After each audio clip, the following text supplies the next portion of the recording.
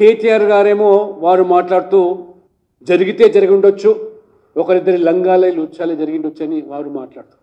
అంటే కేటీఆర్ గారు ఒప్పుకుంటా ఉన్నారు, అంటే ఫోన్ ట్యాప్ జరిగి ఉండవచ్చని. అది ఒకరిదా ఇద్దరిదా వేలదా ఆ విషయం పక్కన పెడితే అదేదో పోలీసుల పని మాత్రమని వారు చెప్తున్నారు. పోలీసులేమో ప్రభుత్వం ఆదేశాల మేరకు జరిపామని. ఈ రకంగా బాహాటంగా ఈ రెండు పార్టీలు కూడా ఒకరి మీద విధంగా నాటకీయ ఫక్కీలో ప్రజలను అసలు సమస్యల మీద నుంచి ఈ 6 గ్యారెంటీలు బీఆర్ఎస్ కాంగ్రెస్ ప్రభుత్వం రేవంత్ రెడ్డి గారు 100 రోజుల్లో మరి నెరవేర్స్తామని చెప్పి మాట తప్పిన అంశం. ఆ రకంగా పార్లమెంట్ ఎన్నికల ముందు ప్రజలను అసలు సమస్య నుంచి దృష్టి మళ్లించేదానికి బీఆర్ఎస్ ఏమో వాళ్ళ అవినీతిని, వారి కుటుంబ పాలనను, వాళ్ళ నియంతృత్వ పోకడను వారు ప్రజలు మొన్ననే ఎన్నికల్లో వారికి ప్రజా తీర్పునిచ్చి శిక్ష విధించినప్పుడు కూడా ఆ అహంకారాన్ని వీడకుండా ఏ రకంగా మేకపోతు గాంభీర్యాన్ని ప్రదర్శిస్తూ ఇంకా ఆ ప్రజల మీద నెట్టే ప్రయత్నం.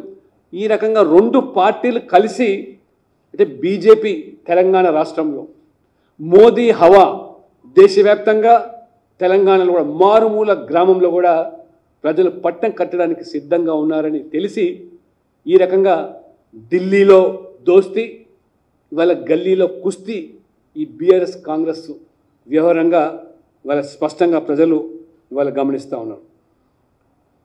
ఇవాళ ఒకసారి కనుక ఈ ఫోన్ ట్యాపింగ్ వ్యవహారం చూసినట్టయితే నియంతృత్వాన్ని నమ్ముకున్నవాడు తన నీడను కూడా నమ్మలేడట.